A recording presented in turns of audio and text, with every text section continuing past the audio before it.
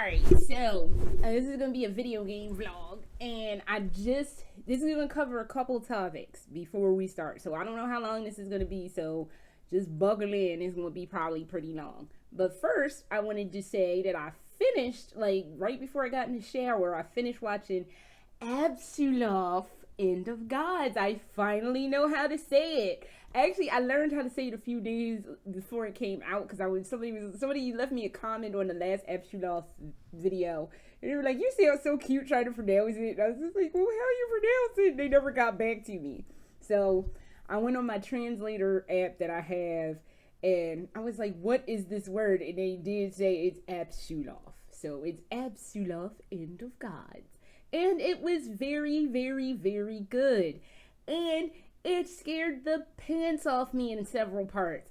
There's one part where I'm not going to do spoilers for this, but there's one part where these people had drinking the blood from this tree.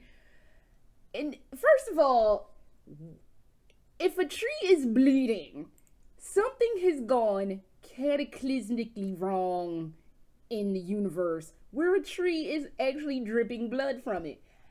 For me, if I see a bleeding fucking tree, I'm leaving. I'm like, nope, that's all shades of fucked up. I'm getting out of here.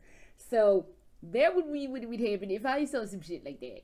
But no, these people proceed to drink the blood of this tree because I guess they were like, oh, this look like cherry juice, so let's have a cup. And they drank it and they got all fucked up and turned into like these fucked up, like, you ever see like cattle skulls? Like, especially if you live in like the Southwest, like New Mexico, Arizona, they have like the cattle skulls, but they had like deer antlers instead of like the regular cattle like steer horns.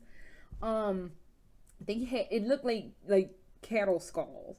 And they be booking it after you. Oh, it was a whole board of them people booking it after you. And I was screaming. And I watched Noxon play. I was just like, oh my God, screaming. So that fucked me up pretty good. But what had me literally grabbing onto like the leftover skin that I have, I'm grabbing, like, you see how I'm grabbing on it now? I'm grabbing a huge chunk of leftover skin, was the spider people.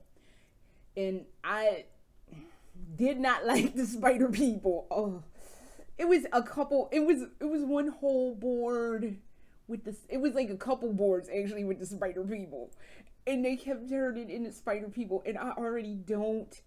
We have said this multiple times. I don't like spiders. My dad fucked me up by taking me to see Arachnophobia when I was like 13. And I've never recovered from that. I am truly traumatized by that movie. I am all fucked up on it. And I can't with that movie. So it fucked me up so bad to this day. I have the most debilitating arachnophobia. Quick side story.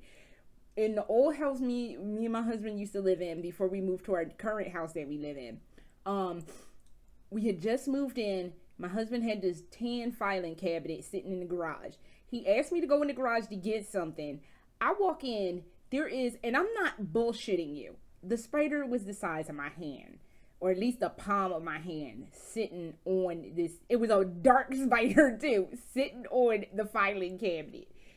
I saw it. I didn't even scream. I just closed the door, ran over to my husband who was on the phone arguing with some people. I forget he was arguing about, and started hysterically hyperventilating. And I'm not being hyperbolic. I was hyperventilating levels of crying. And he's like, Adrian, what is wrong with you? And he opened the thing and was like, oh, even though he was on the phone arguing with people, he's like, oh. And I mean, I am hysterical. I'm crying. I'm hyperventilating. I'm like shaking. Don't fucking like spiders. Did not like those several spider boards in Demon Studios. I'm sitting there grabbing my body like, I don't like this. I don't like this. I don't like. Then they come spidering at you. I was fucking done. Done for all fucking time on those damn spiders. I don't like spiders. Please stop. And it was please stop putting spiders in games, y'all. I didn't like it then. I don't like it now. I didn't like it in this game, and I didn't like it in the game. I forget the name of it. It's like if you go deep into my old stuff from like 2015, 2016, I was screaming there was a spider. I don't like spiders. Please stop putting this shit in games because it's not cute and it's not funny and it does not make me happy. And the Apsulov spider people can go to hell because no, I did not like that situation at all. Overall,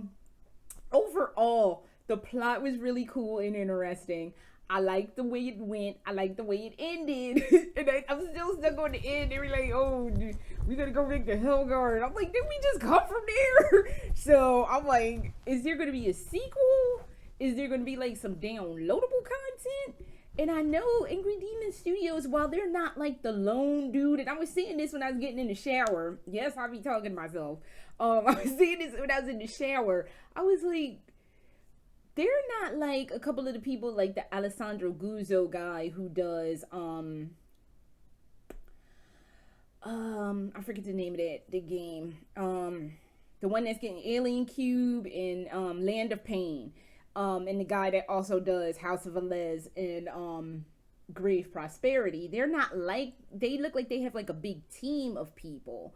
So they could probably do a sequel and or downloadable content. But I'm like, I don't think I know that independent game developers do downloadable content. They might, but I don't know. I don't know enough about the indie game universe to know that somebody would do that. But kudos Angry Demon Studios. There were times where I was scared. Oh, this fucking spider board. I love y'all, but go to hell for that. Because I did not appreciate that spider. Oh, I was like, oh, and then you have to go through this one level twice. And I was like, after the first time dude went through it, Noxon went through it, I was like, okay, we never going to talk about that board ever again as long as we live. Actually, I had to talk about it for the review, but after the review, we're never talking about it, so let's just never talk about it. Then he had to go back in there, and I was like, why the fuck are we back in the spider board? I love y'all, but go to hell for that. No more fucking spiders. So, yeah, that fucking happened, and I was not amused. But you did a good job, Angry Demon Studio, so I will let it slide for, like, the trauma. I will be sending you a bill for my therapist, though, with that spider nonsense, because, oh, I can't do it. I can't do it. So, up next, I wanted to talk about, hold up, I'm going to have to pause a second, because I saw this on the fly yesterday, waiting for someone to break out and play Apsulov End of Gods. And I was extremely amused. But let me find out what the name of it is, because the name is escaping me at the moment, and I really want to talk about this, so hold up. Okay, so there's this game that I watched. She changed her name recently, so we'll just call her Gab.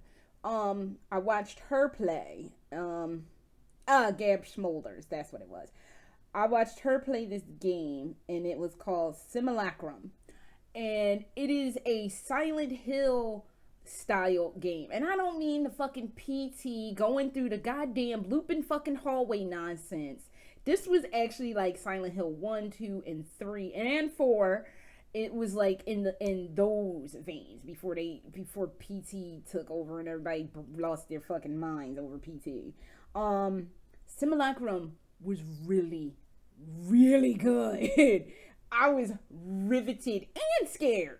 So basically, it says, because I had to get their Twitter page together, because they're on, I think, Game Jolt. Yeah, they're on Game Jolt, and that's like, since I don't play stuff, I just watch it, and I have to discuss that real quick after I'm done with this.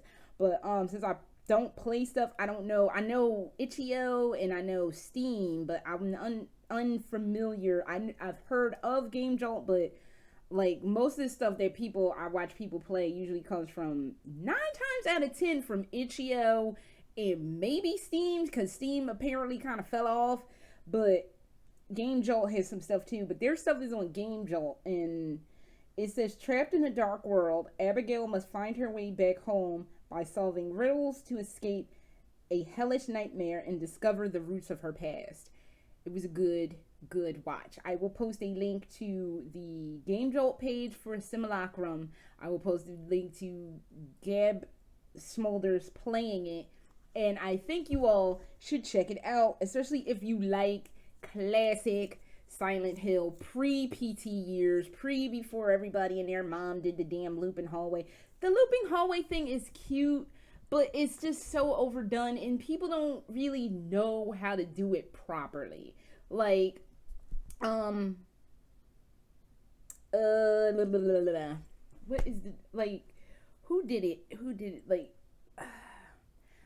like Allison Road did it properly when Allison Road was a thing. Which, I know, I go on about this every now and then. They said they weren't doing it, then they said they were doing it, and now it's been like, I think the last time I heard somebody even mention Allison Road was 2017. So I guess it's not getting done. I know it basically got real big. It got too big for his britches, and deals fell through, and the guy that originally did Allison Road said he was going to do it by himself. And I understand that doing stuff on your own, especially a project of that magnitude, takes probably a lot of time and effort. And if you have a regular life outside of making games, that's not going to be an easy feat to accomplish. That's what I'm saying. It's like with Angry Demon Studios. That seems like that's a team of people. When you're just a solo guy and you have a regular job, a regular life, don't have a wife and kids and family, because I think the guy that did Allison Road had a wife, kid, and family. That's on the back burner for a bit, so oh well. But like, you know, if you like stuff that's like before the looping hallway situation, you are going to love the hell out of Simulacrum. It was very good. It's not any combat from what I saw, but you do have a couple you running from some fucked upness. And there were a couple of times where I was like, no, I can't look at that. It's too fucked up. So it's really good. Check it out. Which brings me to Sunny point number 2. And I am even guilty of this myself. But I am on a very tight budget. So before I get into this, I was looking around on Twitter. And I don't remember who had a poll up. And he was frustrated by the poll because he developed a game. And they were like, the poll said, are you going to buy it and play it? Are you going to skip it? Or are you just going to watch it? And the poll that won was, I'm just going to watch it. And he was like, I'm so frustrated with this because how am I supposed to develop games and like make money off of this when nobody wants to play it? Everybody just wants to watch it get played. And honestly, I think if you're going to do this, if you want people to come up with good indie horror games, even I'm guilty of this, we're going to have to throw some money into the pot. And I know not everybody wants to hear that. And I know everybody doesn't have the budget to throw money at, like, everybody's project. But if it's something that you think you should, like, you're passionate about it, you like watching it, just slide them a little bit of money. Like, I'm not saying you got to do, like, a monthly Patreon thing. That's really awesome if you can afford to do that and you want to do that. But, like, you know, like a $1 or $2 here or there, I'm sure that would, like, help the cause. And I need to start doing that, too, even though I'm on, like, a monster budget. I owe so much money to so many various people. It is ridiculous.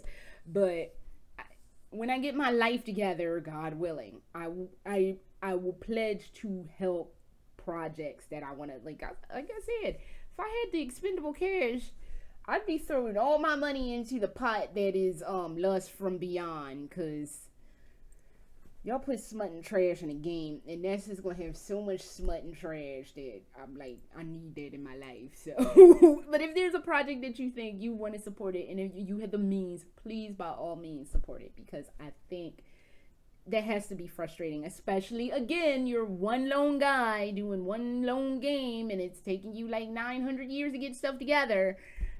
Throw them some support. So, last 2 things is on the Resident Evil front, and the first one being, I didn't know they were doing mods for the classic Resident Evil games. I could see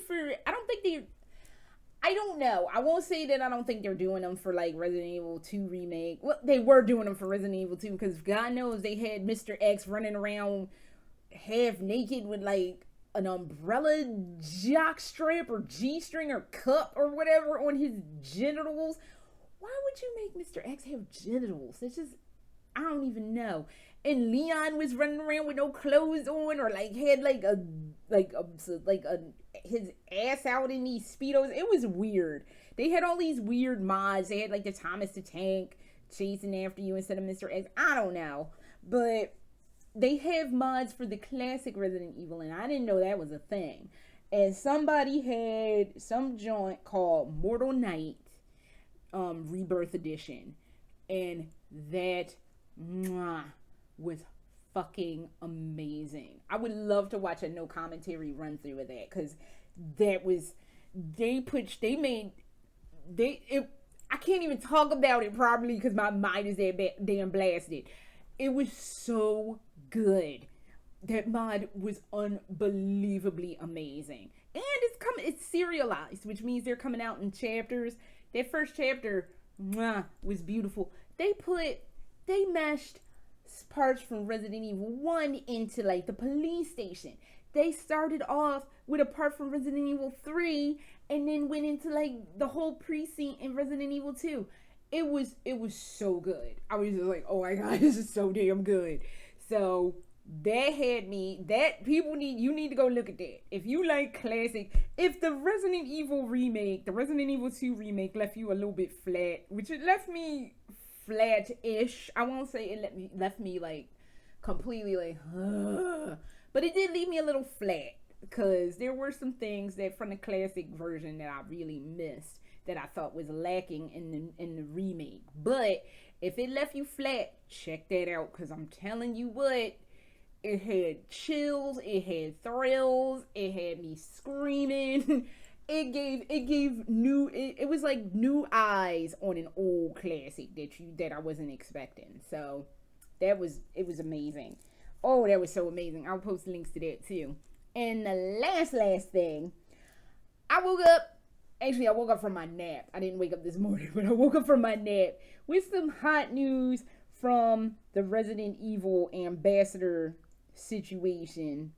And it says, and I know this had been hot talk on Twitter, but I woke up to this, and I know on Twitter it was like they're recruiting testers for a new Resident Evil game in the Japanese Resident Evil ambassador universe. I wake up to this morning, and it says, "Hi, Resident Evil ambassadors. Thank you, as always, for your continued support of the Resident Evil franchise. Today we are reaching out to recruit potential testers for our loyal RE ambassador community to try out a new game in early development. We'd love to get your feedback, so take a look at the info below and apply if you're interested in participating. City date, Los Angeles, September 20th or 21st. September 20th is my wedding anniversary. That's in Los Angeles, and New York is September 23rd and September 24th this year.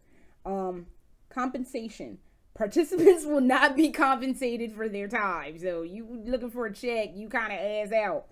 Requirements. You must be registered in the Resident Evil Ambassador program. You must have played a previous Resident Evil title in the past. You will be completely responsible for your own transportation arrangements to the research site, including any associated fees. Please note, the application does not guarantee participation. We will select a few applicants and contact you separately if you are chosen for the testing session." So, it's a part of my stupid fucking brain is like, oh, they'll never pick you, Achan. Just go for it. And I'm like, nah, because that'd be the second my dumb ass gets chosen, and then I gotta go to New York and be screaming for multiple reasons. I just left New York with screaming, so I don't want to go back and be screaming some more, and then be legitimately screaming because I'm having to play something that's scary and something fucking like, God forbid a hunter or a Crimson Head jumps at me, because I'm gonna get up and walk out and be like, nope, fuck this, I can't with this. No. But if you are a Resident Evil ambassador, which I still say they need to throw me a fucking sash, but that's a story for another day. But if you are a Resident Evil ambassador, that is happening. Go check it out. They might choose you. Fuck it, I'm a pussy, so I'm pussing out. So that is my end of the bargain, and that's all the news I have for y'all at this point in time. So with that being said, this is coming up on my last week in Germany. I'm gonna miss this country, but I don't know. So, but that is all the news I have on the video game front, and I don't know. It makes me wonder if they've now done this ambassador thing, testing thing for Japan. They're doing it for the U.S. I wonder if they're gonna do one for Europe. Wonder if I have to give up my ambassadorship in the United States if we move here. Questions for another day. But that's all the video game news I have. So I'll see y'all around next time. All right, later.